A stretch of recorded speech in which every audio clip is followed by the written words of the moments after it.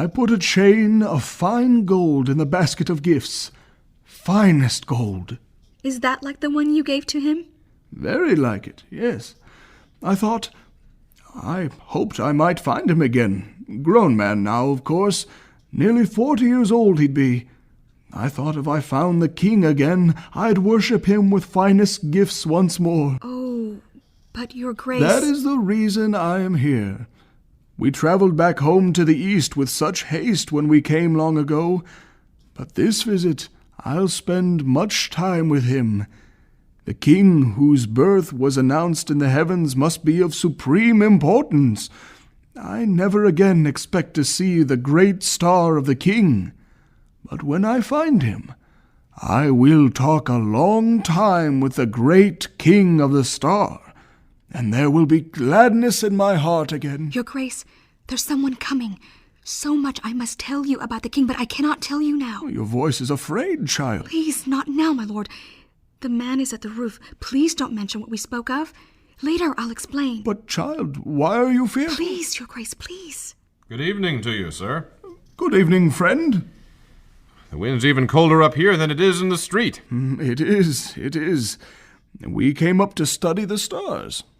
Stars? If you don't mind my asking, how can a blind man study the stars? Good question. Actually, this serving girl was studying the stars for an old wise man. I was teaching her the names of constellations. You're not from around here, are you? I come from Persia. Huh? What part? Due east of this city. A fortnight's journey on camel. Oh, then those are your camels down at the stable. They are. Fine-looking animals. May I ask what brought you so far? Actually, I came to see... how do you say it?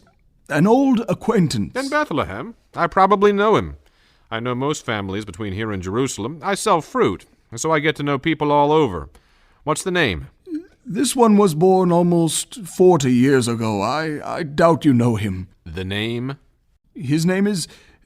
his name is Jesus. Do you know the name? Shh!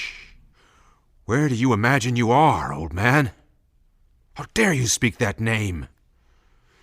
Listen, I don't want trouble more than anyone else, but some things can't be ignored.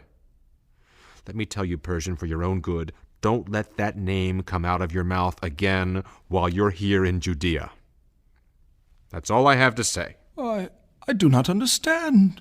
Well, maybe you can understand this.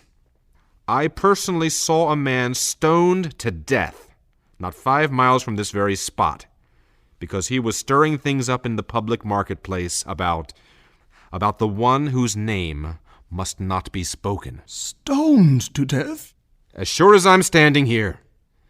Maybe you haven't kept up with events, or maybe you know more than you're letting on. But understand, this is Judea. Jews have been living here for thousands of years, and we don't take kindly to public blasphemers of our God. Does that make clear enough sense to you? I did not mean to make you angry. I'm sorry for the offense. Well, apology accepted. Listen, in my business I have to get along with all sorts. I don't want to bring you trouble. I'll leave it at that. But steer clear of that crowd who follow the Nazarene. Will you do that? I will. It's cold out. I'll say my prayers and go down. Your prayers? Every devout man I know prays daily for the peace of Jerusalem. That will be the day when Messiah truly comes, to save the people as the Torah foretells. Then we'll all live in peace. That is the reason I spoke so strongly about the prophet who shall not be named. If he had been the Messiah, we would be living in peace, and the Romans would be gone. But there is no peace in Judea, not yet. Someday it will come. Someday he must come and set up his kingdom on the earth.